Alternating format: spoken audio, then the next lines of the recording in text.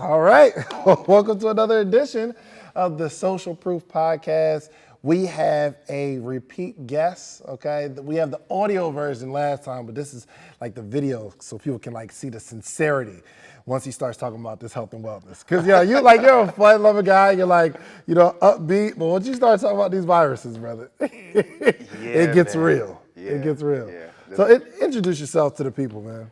Well, I'm Dr. Bobby Price, author of Vegucation Over Medication. I'm a plant-based pharmacist and nutritionist, so I've worked in the clinical setting in the hospital. I've also worked for the FDA. I've worked in Japan in the hospitals. I did research around the world. And so I came back here, wrote the book, Vegucation Over Medication, and now I'm just educating people on how they can build their natural immunity, build their health with fruits, vegetables, nuts, and seeds. So. Fire. So just like lay the foundation of your story, because you were like a doctor, like a in-hospital doctor, but then you quit. Yeah.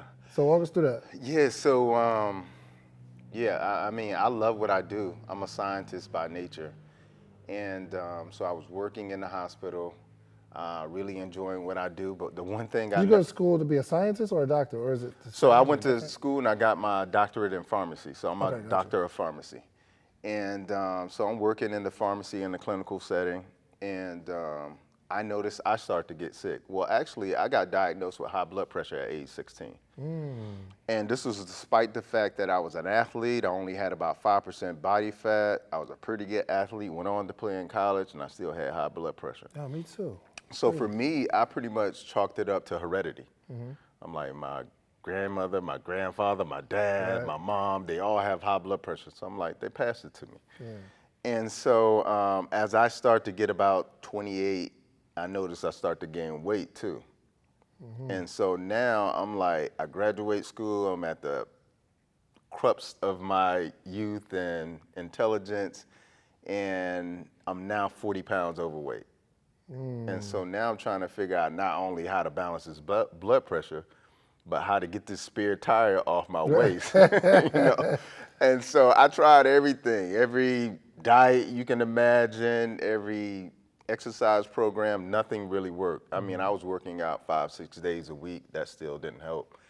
And so out of desperation, I just— Hold on, so you're 40 pounds overweight and you're working out 5 to 6 days a week? Yeah.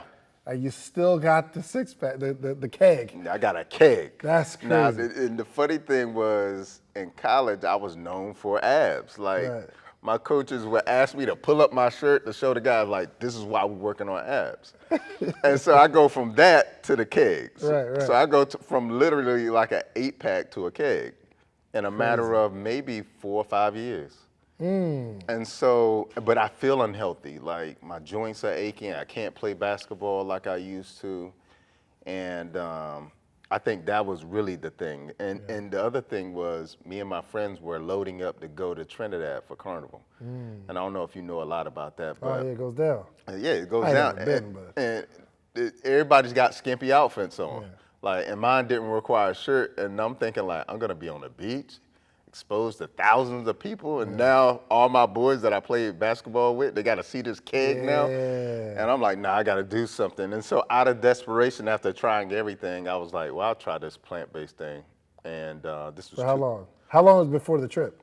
This was like maybe 4 months before the trip. And I was hoping for 10 pounds at the most. I'm like, 10 pounds, that'll probably get me like 2 of my abs back. And I could sort of chill on the beach like this the whole time, hide the rest of it.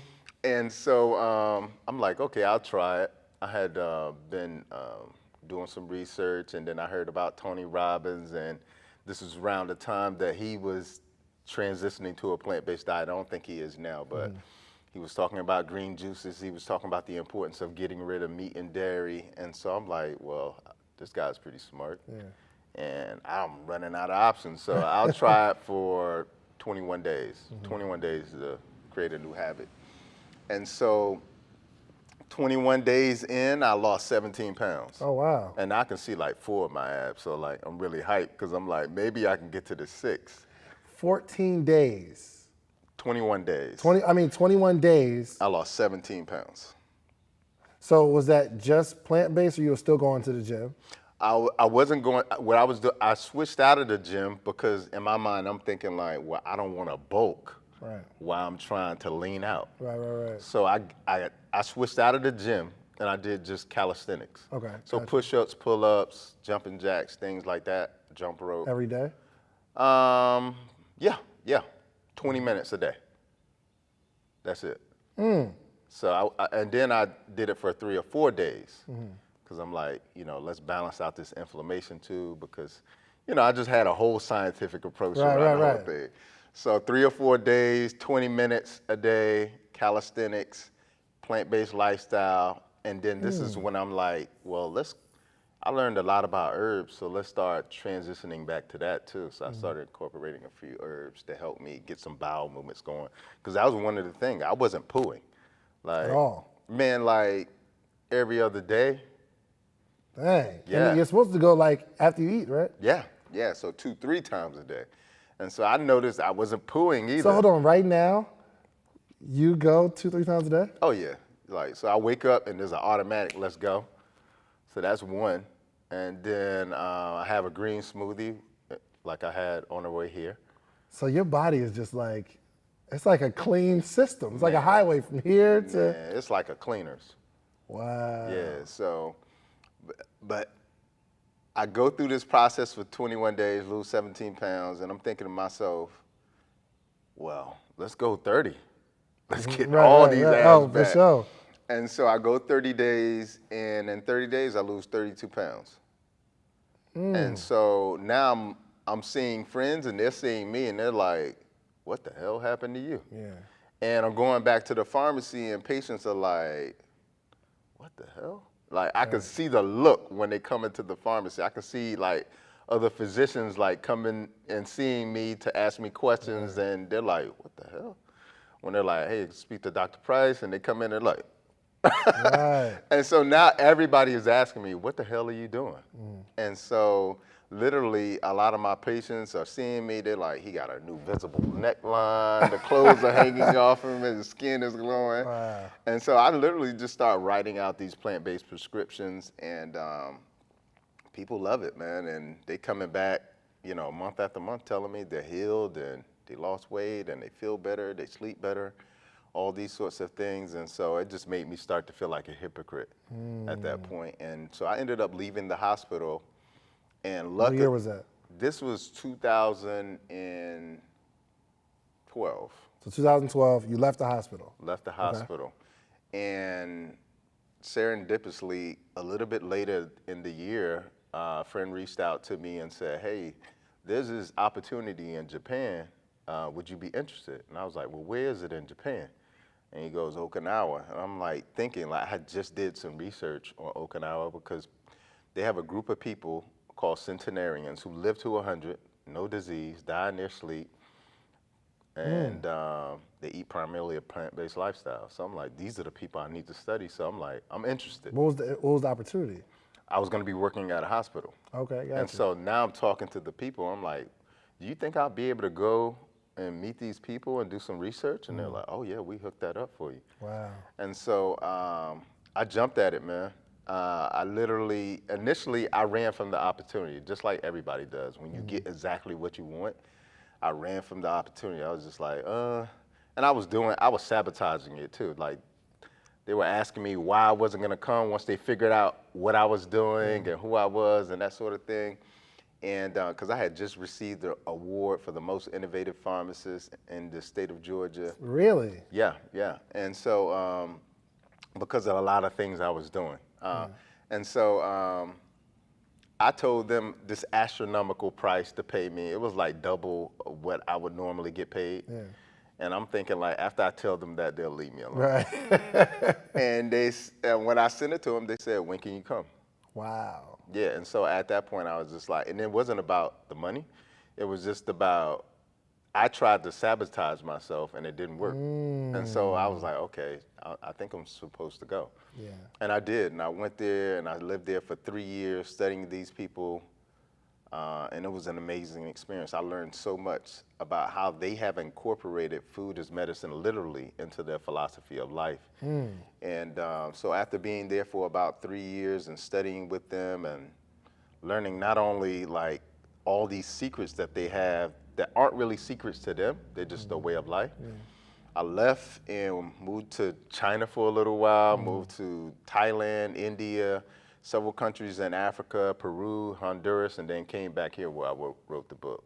Wow, wow. Yeah. So obviously you have an amazing cleanse that I took.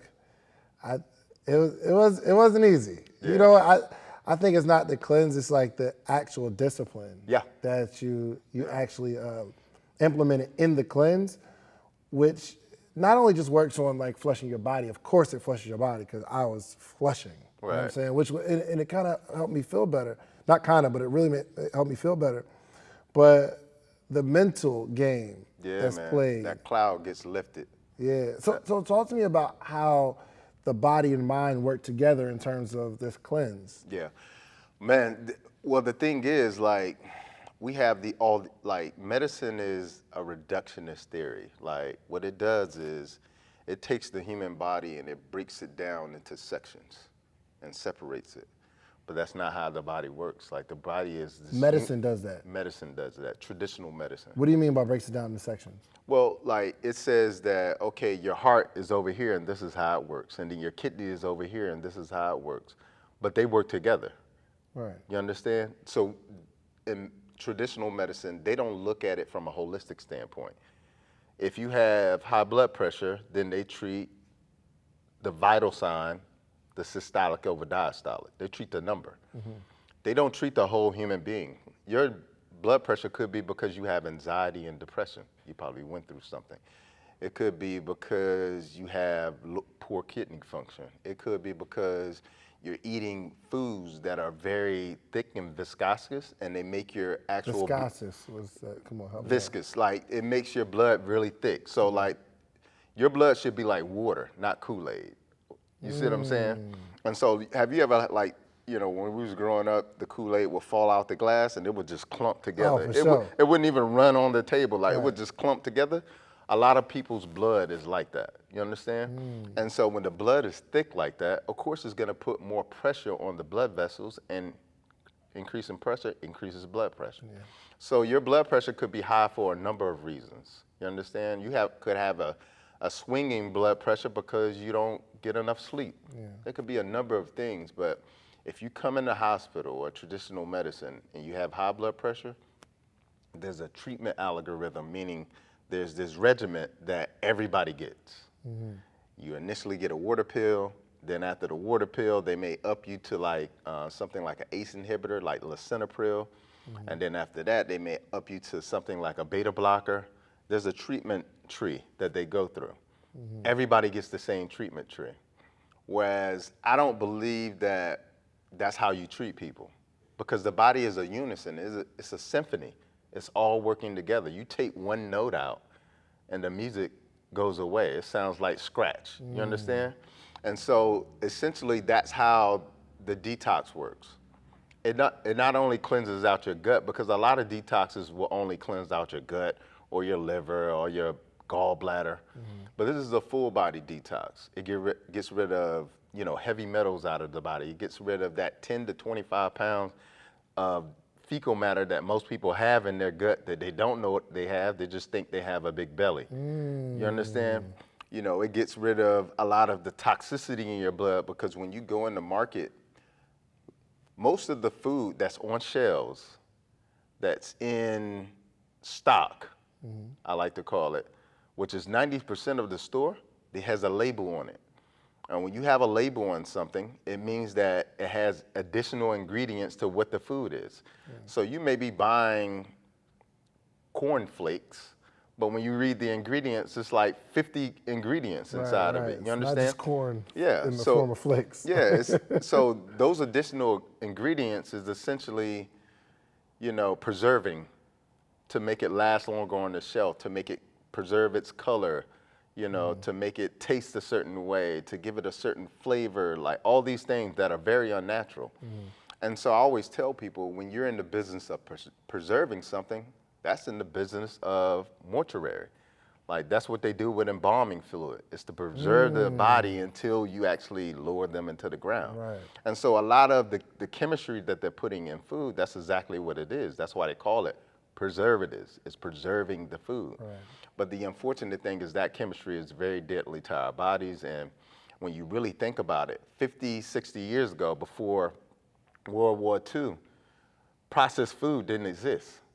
You understand? So it's new to the human body. I mean, when you look at it on the grand scheme of things in terms of like chronological time, in human history, processed food just blipped on in the last second. You understand that?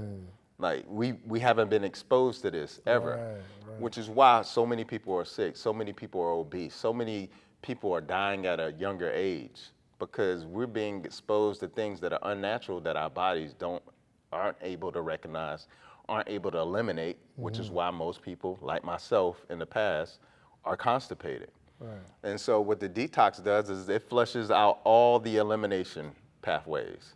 And we have 6, you understand? Like we have multiple pathways to get rid of things, but people only think about the urinary, where we're urinating, and then when we're having a bowel movement. Yeah. But there's more essential pathways that we eliminate toxicity, because what goes in, when you think about food, the idea is to pull the nutrients out the food and leave the stuff behind. Right. Like for instance, in fruits, vegetables, they have fiber. The fiber is there to feed the good bacteria in the gut and also sweep the gut out. You understand? That's why when you have a bowel movement, what's left over is a lot of the fiber. Gotcha. You see what I'm saying? Okay. And so when you start to put things that are unnatural that the body doesn't recognize, it's like, I don't know what to do with this, so we're just gonna stuff it to the side. Right. And eventually that whole pathway becomes narrow and narrow and narrow, and that's the job of the detox. Wow. And I thought what was really interesting, because you worked in food science for a while, and I just saw on Instagram, it was on the Shade Room, and they posted Lay's. They're having all these different flavors. Right. Like, I don't know, it was like mac and cheese, they had like crab boiled chips, like it all tastes like something. Right. So something else. How do we get these flavors? Like, well, the thing is that we do things in chemistry where we can actually put a flavor of something, like, let's say for instance, we could take barbecue watermelon, or we could take barbecue chicken, right? And put it in the machine. And then once it goes through the machine, we can see these inflections that tells us what causes the taste. So you actually take barbecue chicken, put it in a machine, and it tells you where the flavors come from. Yeah, we can see where the flavors come from. And then we can produce that on a chemistry level. Like we can go inside and say, okay, we need to have this in there and this in there and this in there, and that will produce the flavor. You understand? And what's the this and this and this? What's that? That's the chemistry. Like what are they? I don't know nothing about science. Electrons and neutrons. Well, what you're thinking about is our taste buds, and then how those taste buds correlate to like our brain signals, right? And so our taste buds are gonna, when we have something hit our tongue, is going to send a signal to our brain, right? And so also what happens is we can reproduce nature, meaning a lot of times when you go out now, like a lot of people are going out to buy vitamin C, right? But when you get the vitamin C and you turn it on this label, what you'll really see is only ascorbic acid. Ascorbic acid itself is not vitamin C. Ascorbic acid is just essentially like the wrapper around vitamin C. So they took the wrapper off, and then everything else was still left behind. And so why don't they just give us the vitamin C? Well, because then I just got to give you the plant. You see what I'm saying? Oh. See, plants have certain ratios of vitamins, minerals, tastes, and flavors that is very hard to just reproduce. And you can't patent peppers, which are really high in vitamin C. You can't patent that. You can't patent anything in nature. But if I reproduce it in the lab, I can patent that. And now I can make that mine, and I can reproduce it, I can sell it. You can't reproduce nature. Right, so it's certain chemicals that you put together to produce the flavor. Right. And you just put that chemical as seasoning on the chips, and now it tastes like now it tastes like what you think to believe is like what. What you think to believe is that flavor, Right. because it goes from your taste buds to your brain, and you Right. think, oh, this is crab boiled chips. It Right. tastes like a crab boil. Oh, Yeah, okay. and then people think certain things taste like blueberries, but then they taste blueberries and they're like, this ain't blue. They taste the blueberry and say the blueberry doesn't taste like the blueberry in the yogurt or what have you. You Right. see what I'm saying? So like, Right, apple candy that tastes nothing like an apple, it bro. does not taste like How an did that apple. happen? Was it like, they just started telling you, yo, this is what apple candy tastes like. This is what it tastes like. This is what it tastes like. Then we're like, oh, apple. Well, the thing is that I can hijack your taste buds by actually baking in the ingredients that do that. You understand? Like I could put certain things in there to make you addicted to it. And one of the number one things they use is sugar. I mean, you add enough sugar to anything, it makes it taste better, right? For sure. And that's because psychologically they know that humans we seek sugar. Now, in nature, we've always seek the taste of sugar from fruit. But they know that through millions of years and thousands of years, we've developed this fondness with sugar. Yeah. So what you do is you put a lot of sugar in there, and then you put a different kind of flavor in there to make the variation, because we also love variation. And voila. I mean, I can say it tastes like this, but I can say it tastes like dill pickle, but you don't really know what dill tastes like. You understand? Like dill is a herb that's really healthy. Right. But most people haven't had the actual herb dill. You understand? So like, how do you know what it tastes like? Right. I'm just gonna tell you it's dill pickle because that sounds really cool and.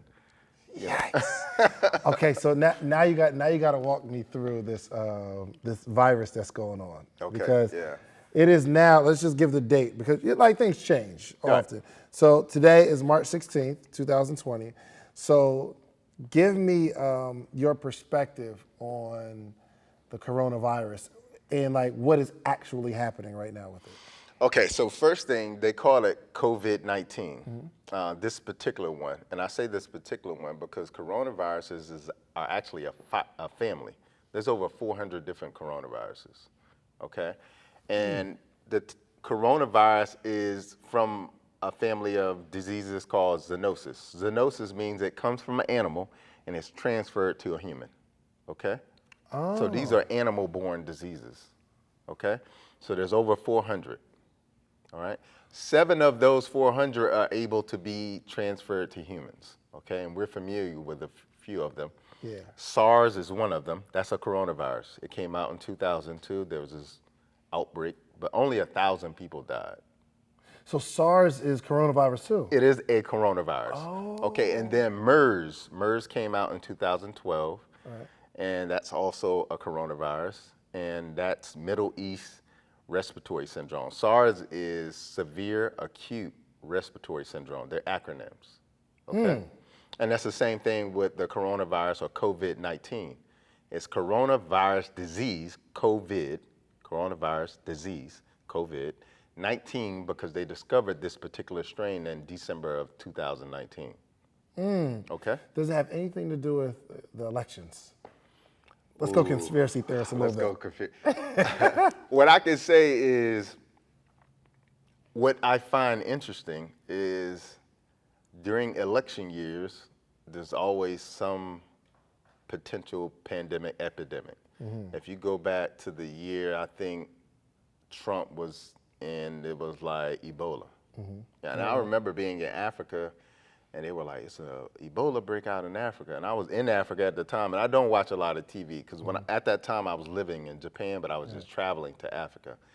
And so I had no idea before I booked my travel to go to Africa, and I get there, and friends are like, wait, you in Africa? I'm like, yeah. They're like, man, it's breaking out there. You need to get out of there. And I'm looking around at everybody else, and I'm like, is something going on? And they're like, we have no idea what Americans are talking about. Sure, Americans are talking about. Yeah, but then if you go back again, before that, it was the Zika virus. And you see what I'm saying? Like, I think it's very interesting that there's outbreaks seem to be on election years.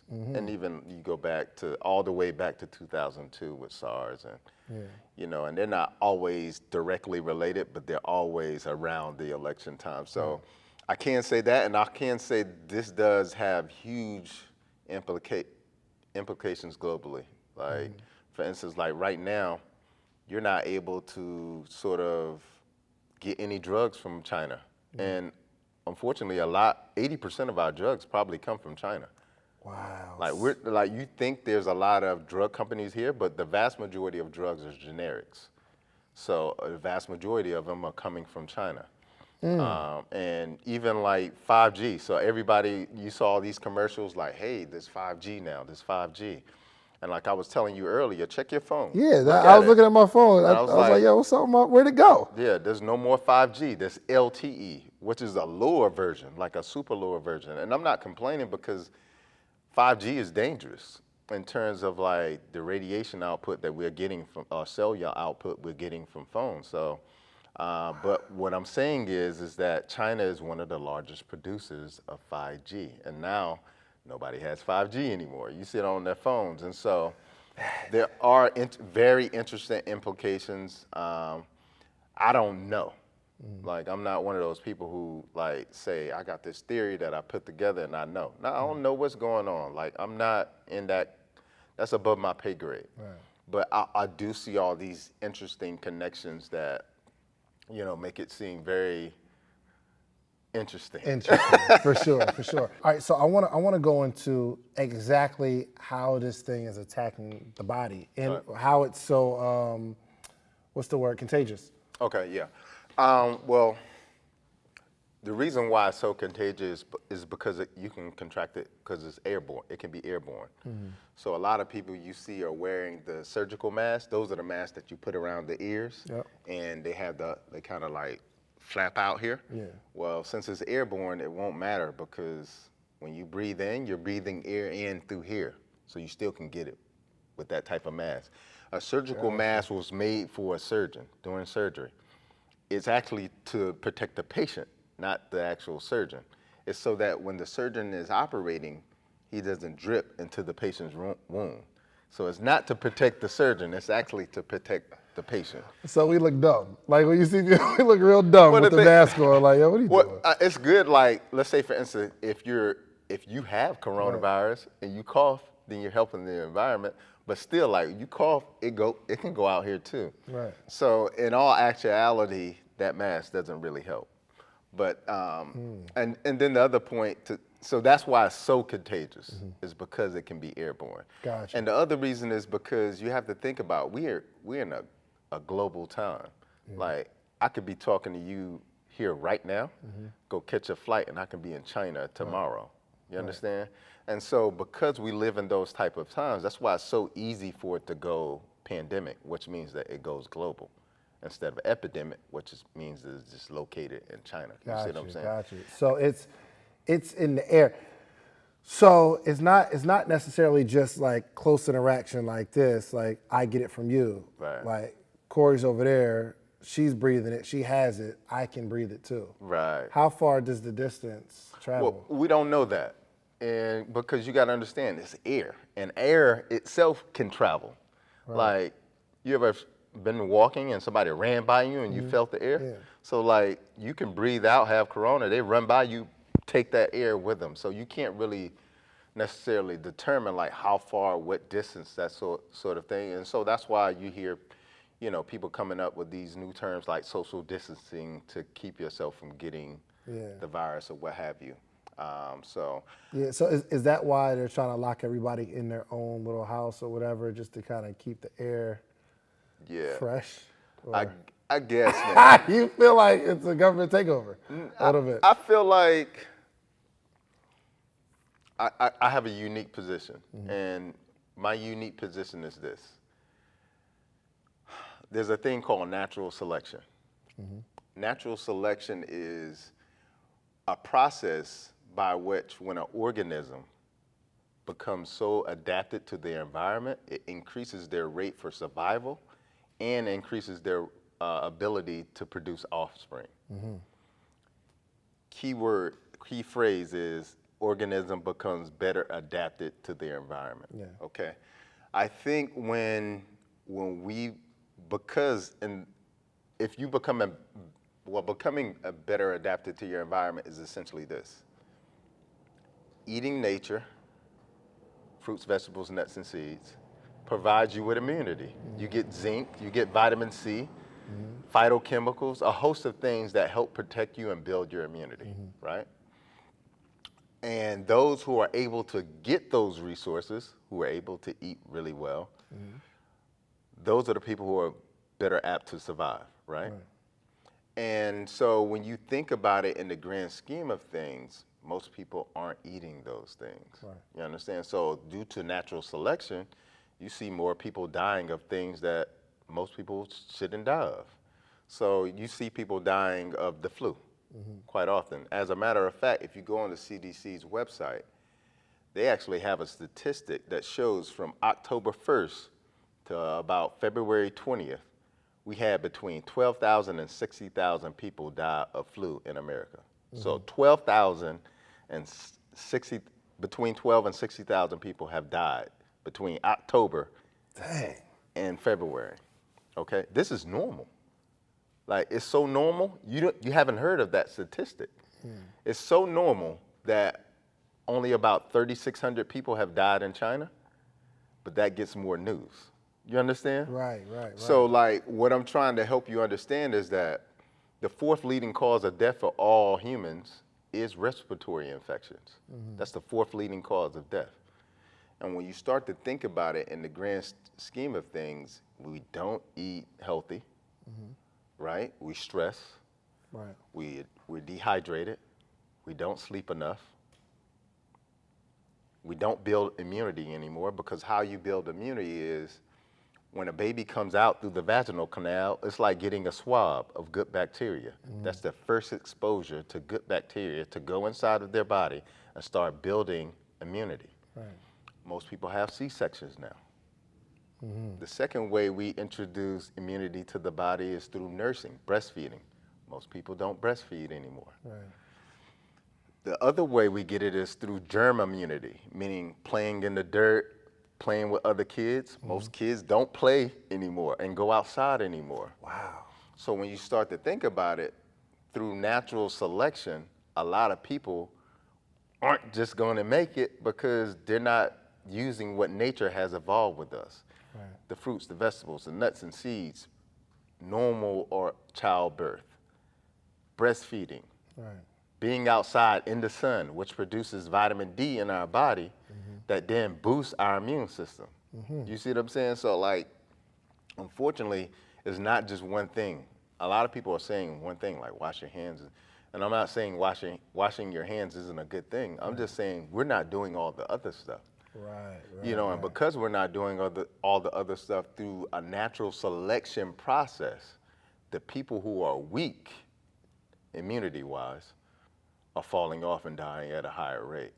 From a health care perspective, do you feel like they're trying to kind of just create this natural selection, like, yo, the strong survive, like population control kind of? I look at it like I have a different perspective. Yeah, I love hearing your perspective. It's like you have one person, like, my favorite movie is The Matrix. He goes, I have this pill, the red pill. I have this pill, the blue pill. What society is currently doing is giving you a red pill and a blue pill, right? And everybody is choosing the wrong pill. They're choosing the pill that he's doing like this, because you can say, I got a red pill and I got a blue pill, right? Right. And so, like, you go automatically think, I think I need to go with this one. Maybe he nudged All my me. friends got that one. Right. Yeah, So when you see a commercial that says got milk, you think, oh, I need to get milk in my body. But the current studies, not the old studies, the current studies said not only is milk isn't good for you because it increases allergies, it increases inflammation, it increases constipation, and a whole host of other things, including cancer, it actually makes your bones more brittle. Really? And they did these studies I in thought Europe. milk makes strong bones. No. If it don't do nothing, milk's No. supposed to make strong Actually, bones. what it does is because milk has a sugar in it called lactose, it actually makes your body acidic. And so your body now has to buffer that acidity. When I say buffer, it has to keep the pH around about 7.35. So now your pH is dropping low. Now it's got to buffer that by increasing the pH. One of the most alkaline things you have in your body is calcium. 99% of all calcium is in your bones, in your teeth. So now when it has to buffer it, it's pulling calcium out of the bone, pulling calcium out of the teeth, okay? And what is that gonna do? Increase cavities, increase brittle bones. That's why you see a lot of elderly who have high rate for bone fractures, that sort of thing, so. Wow. So at the end of the day, is there nothing we can do about corona? Of course. Or are you saying if we eat right, we're more immune? Well, what I say is when you eat the right things, because people always say like, WTF should I eat? You know, what the hell should I eat, doc? Like, okay, you saying I can't eat this, they saying I can't eat that. There's so much confusion and misinformation out there. But what I'm saying By is, vegetation, those are all the answers. yeah, and so that's why I named the book, Vegucation Over Medication. Because the truth is, like, think about any medication. No medication has ever cured anything. It only treats. Treatment is like this. It doesn't make you more alive. It doesn't quite make you more dead. What it does is it makes you right in the middle, like a zombie. You're able to just continue to function enough to go to work, pay your bills, pay for your medications. But you can't have a lot of energy. You never get better. Like, you've never seen anybody who started on one blood pressure medication who didn't end up on 2, 3, 4, and 5. Same thing with diabetics. They start on one, they end up on 2, 3, 4, and 5, and then finally insulin.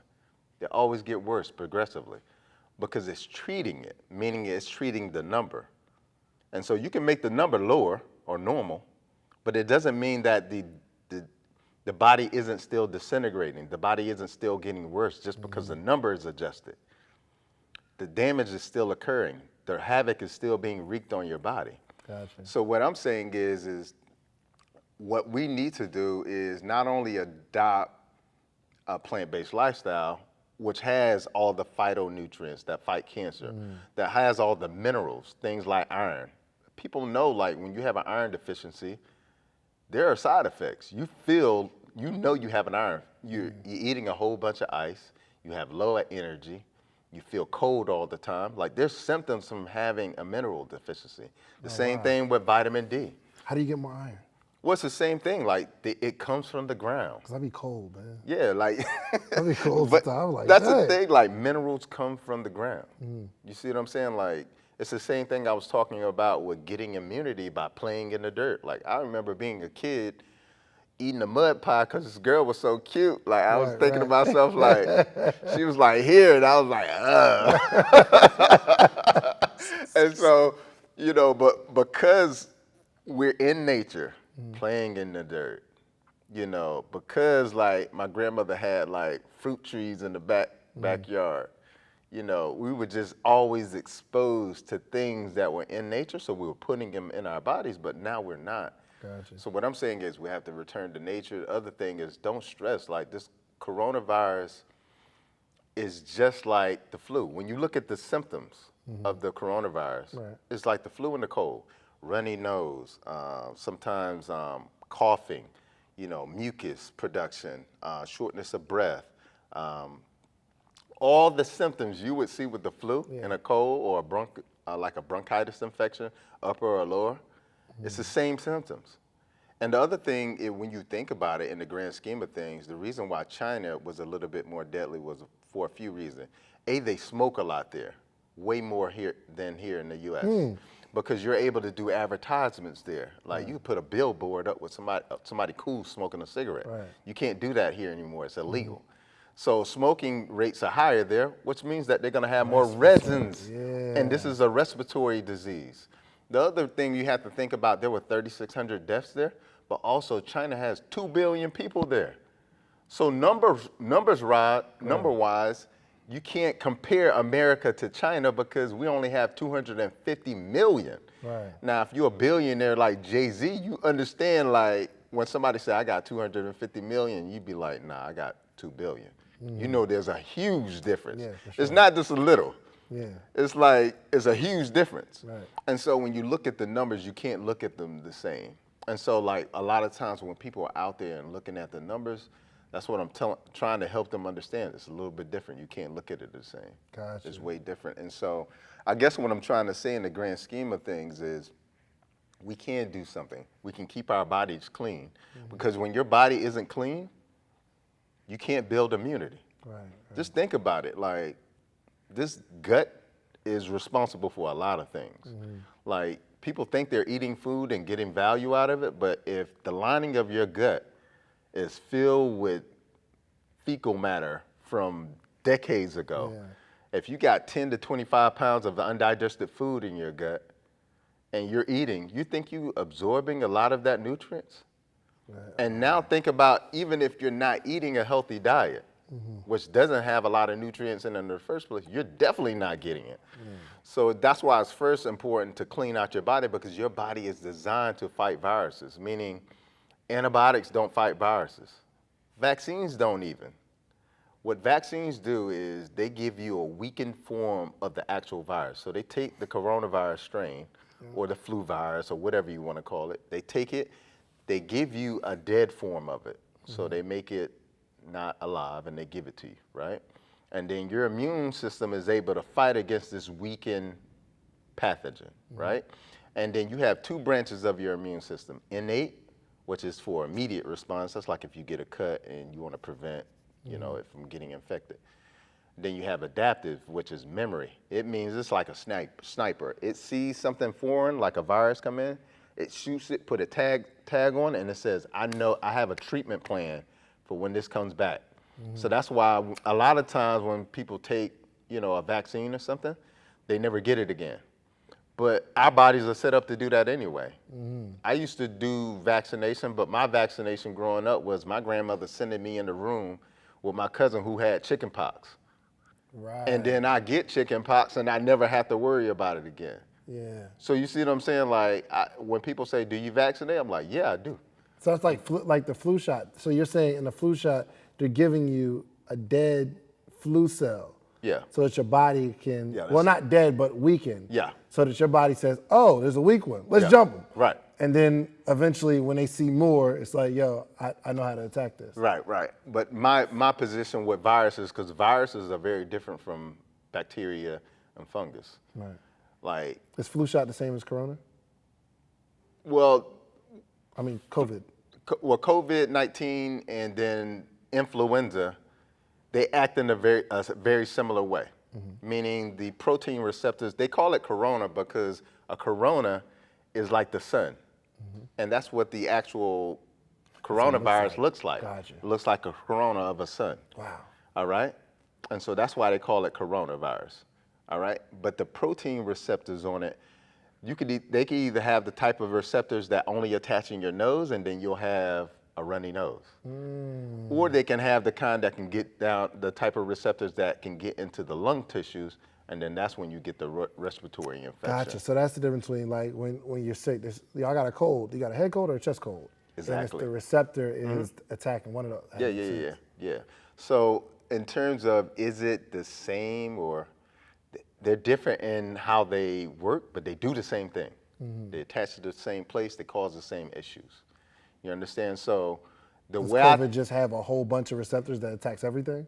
No. Nobody's bleeding out their eyes. No, like, everybody is having the same symptoms they would have if they had the flu. Right. And I think what we do is we put another name on something and we think that it's very different.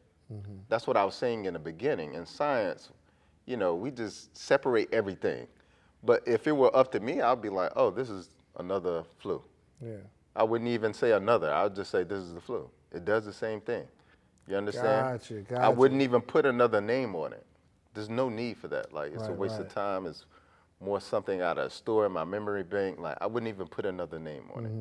You understand? And when you look at things historically, you have to understand, before the 1900s, before humans started industrializing food, the number one killer of human beings was infection. You understand that? So viruses have been around since the beginning of time, before humans, before animals. They're gonna always be around. And the reason why is because viruses aren't dead or alive. They just get inside of your cell and take control of your machinery and start mass duplicating themselves. So when they're saying you're killing a virus, you can't kill a virus. Like, it's not alive to be killed. Wow. You see what I'm saying? So can you manufacture a virus? Yeah. If there were some evil people in the world that said, I want to spread this. Of course. Because you can go inside, splice DNA and change DNA, make something have receptors to attach here and do this. You can take versions of HIV and take some DNA code out and add some DNA code in from another virus. You can do all of that. Wow. Yeah, but we do that with studies in a petri dish. So, yeah, that's very common. Dang. And I'm not saying that we're creating viruses intentionally because I don't know anything about that. But what I'm saying, it's super possible. So okay, all right, that's wild. That's wild. Yeah, and like I said before, think about it with this. I can't patent an apple. Why? Because it's nature. Because it's nature. Yeah. But you can go online and check. There's certain viruses that have patents. Wow. So there's some people that created a virus that this is mine. I own this. You can't make it the way I made it. I'm just gonna say that you can't patent an apple, but there's viruses and diseases that have a patent. Why would someone want to patent a disease? I don't think like that. So I wouldn't know. I only think holistically. I only think healing. It seems like all this information would make you a bit of a pessimist, a little bit, because you get you see everything. Like Neo in the Matrix, he's like, yo, that's not even a steak. That's crazy. Yo, that person isn't a real person. You see so much. So, yeah, but when you see that, it's like for me, and my view on life is a little bit different. But I don't view this body as my last saving grace. When this body is gone, then I'll probably instantly die and then wake up coming out of a vaginal canal in Peru. So you think after you die, you're recreated as another person? I hadn't died, so I don't know. But what I'm saying to you is I believe that the soul is infinite. Yeah, for sure. And so my stake is in my soul, not in my body. And so when it's time to leave this body, there's no need for me to have any attachments to it. Yeah. And so I'm here to serve a purpose, and my purpose is to help people heal. And not only just physically, but mentally and spiritually.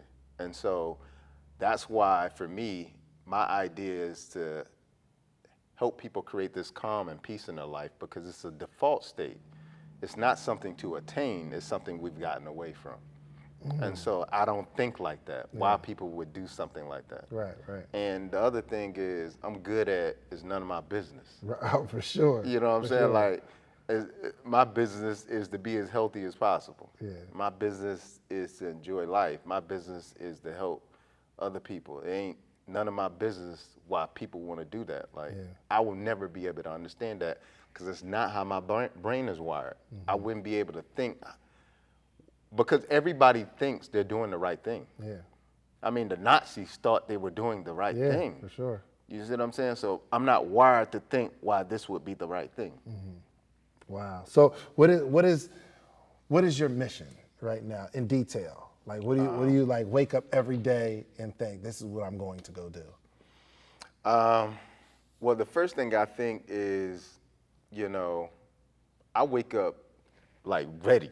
I wake up ready because, man, I've been given so many opportunities in my life that a lot of people that I grew up with didn't have. And so I'm always so full of gratitude because of that. Yeah. And I always have the examples there, growing up, people just falling off and disintegrating and falling into situations. I always have those examples. And so I'm just in this ultimate state of gratitude all the time because I realize how thankful I should be because for some reason I wasn't one of those statistics. And so like for me, I wake up and think gratitude first, and then after that, I think I don't want to die before I finish what I came here to do. And so I get to it, man. And so I really believe that part of my purpose being here is to help inspire people into a higher version of themselves, and also to help people see what they don't see. And I think that's the purpose of all friends and family and people you love, is to bring to the light that which is in the dark. And so that's all I'm trying to do. I'm not specifically trying to do that in any way, even though right now it's plants, you know, it seems like it's just plants. But I want to get beyond that conversation. But the truth of the matter is if you eat a certain kind of way, you can't think a certain kind of way. You can't hear what I say. It won't make sense to you. Because there's certain things that people said to me way early in my journey to help me avoid a lot of the things I needed to avoid, but I couldn't hear them. I couldn't hear them. But now when people speak to me, even in the slightest way, I'm able to hear it. And it resonates with me. And so that's what I want to do, is help people understand that this body is like a Bentley. You can't put regular gas in it. Like, you got to go premium petrol every time. I love it. Are you married, Bobby? Nah. Are you dating? Yeah.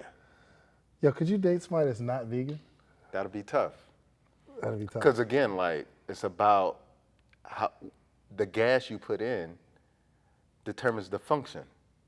Meaning, like, I understand what food does to people because I've been a food chemist. I'm a nutritionist. I've seen it in the hospitals, like people in their 30s and 40s with the amount of disease that's happening at this age where they should be in their prime.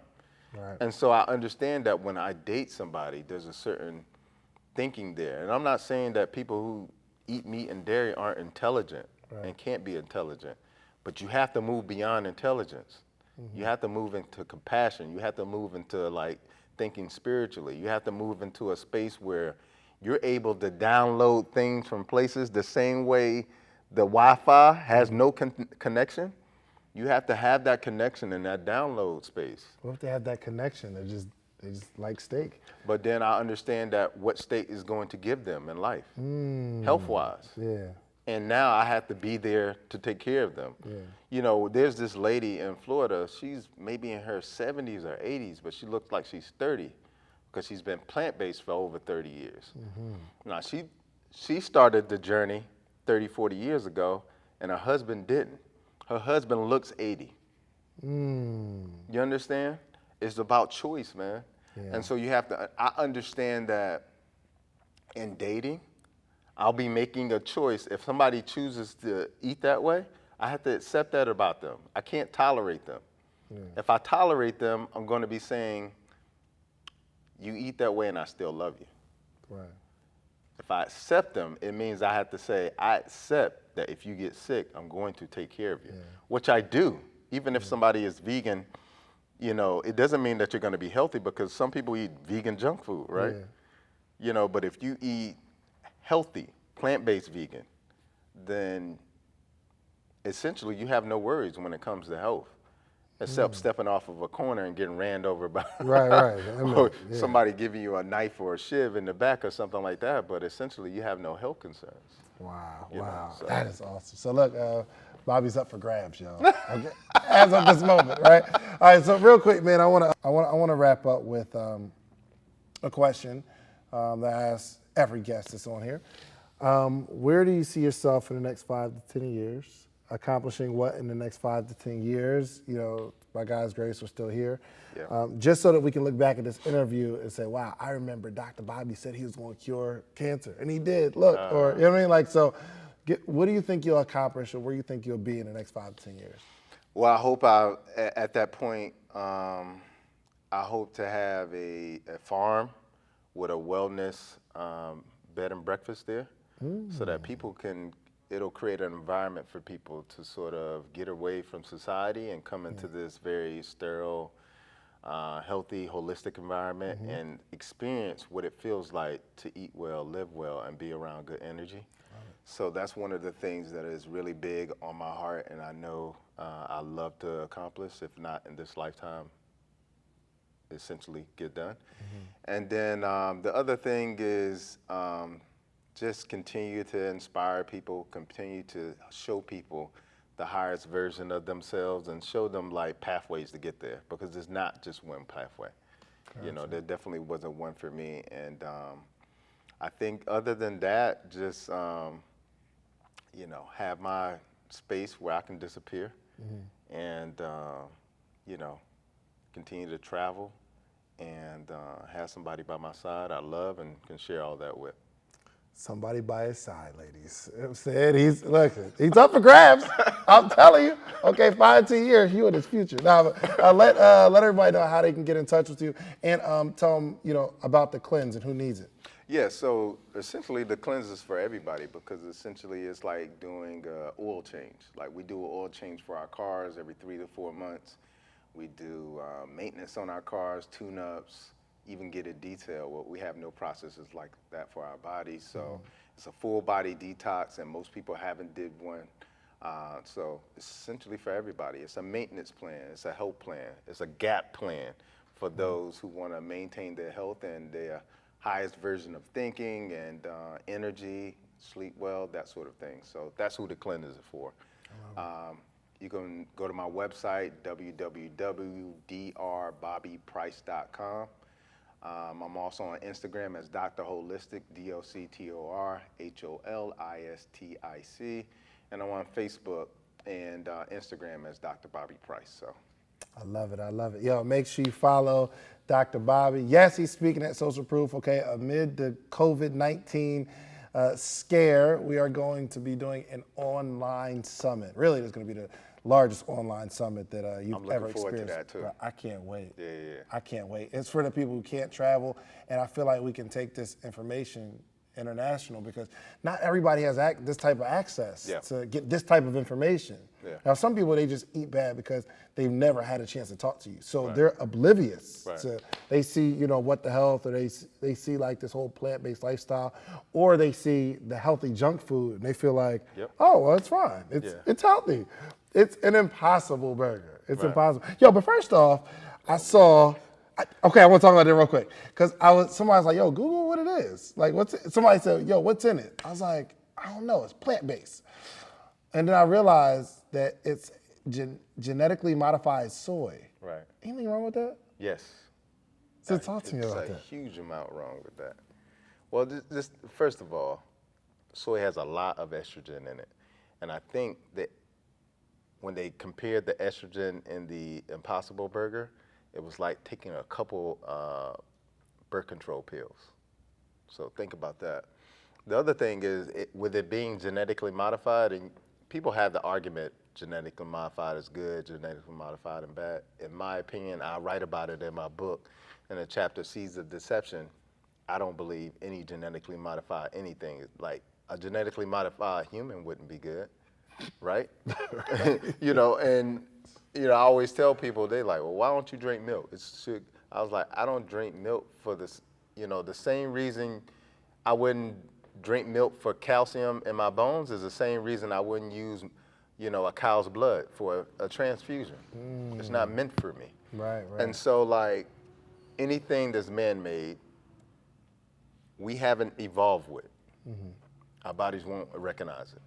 Real recognize real. So, and the other thing is, with anything that's genetically modified, they have to put a lot of pesticides, a lot of herbicides on it, and those pesticides and herbicides, like glyphosate, are cancerous. They're carcinogens. So, you know, in my opinion, it is not a good thing at all. So I don't eat Impossible Burgers. And then you see a lot of people, when they eat it, they have digestive issues right after eating it. Like, what about Beyond Meat? Is that better? I'll be honest, like, I try to stay away from all that sort of processed meat. If I want to make a burger, like, I can make a plant-based burger. What would you use? So I'll use things like mushrooms, lentils, chickpeas, and quinoa. Those things can make a nice little patty for you. I'm gonna have to come through for dinner one day. Come through. I love it. Man, make sure you follow Dr. Bobby Price. Really just one of the most impressive thinkers that I know. I appreciate that, brother. Really, I mean, like the way you you have a passion for people's livelihood. There's a bunch of motivational speakers that y'all really care about people, but it's more from a motivational perspective. It's not based on research. It's like, saying something to somebody that might feel good, but you literally made this a life study on how to allow people to have a healthier, happier lifestyle. Yeah. And for that, I believe you're probably going to end up with a Nobel Peace Prize or something like that. What? I feel like, because you're like literally in a fight and you're saying all the things that nobody wants to talk about, even the plant-based community. Right. Because they feel like everything they do is better, but like you really understand the science behind it. Right. So I'm no longer drinking Kool-Aid. Yeah. Kool-Aid. Out of all that, all I got is no more Kool-Aid. So, make sure you follow Dr. Bobby Price. We are out of here. Peace. Peace.